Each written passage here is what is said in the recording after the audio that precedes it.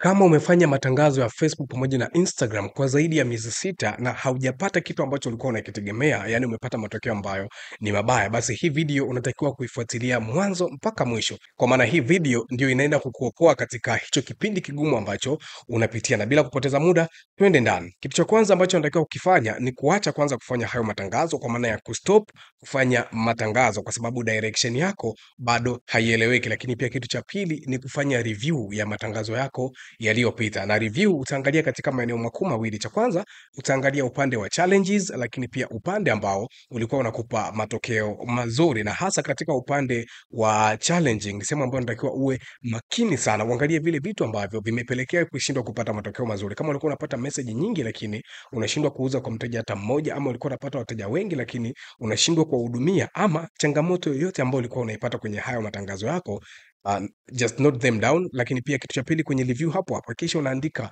vile vitu ambavyo vilikuwa vinakupa matokeo mazuri, kama labda ni location ambayo ilikuwa inakupa wateja wazuri, kama ni setup ambazo zilikuwa zinakupa wateja wazuri, kama ni format ya matangazo ambayo ilikuwa inakupa wateja vizuri. Na baada ya kuwa umefanya hii review, kitu cha tatu ambacho unataka kukifanya ni kujifunza jinsi ya kudeal na zile challenges ambazo umezipata katika kile kipengele cha kufanya review. Kwa maana utaangalia zile challenges, kama ilikuwa ni upande wa matangazo yako labda yanafika sehemu ambazo sio, unapata wateja ambao sio, inabidi ujifunze namna gani ambavyo unaweza kufikia wateja ambao ni quality, lakini pia unaweza kufikia wateja ambao ni interested sana. Na kitu cha mwisho, unatakiwa kuanza kufanya matangazo yako sasa kwa kuzingatia vile vitu ambavyo tayari note down.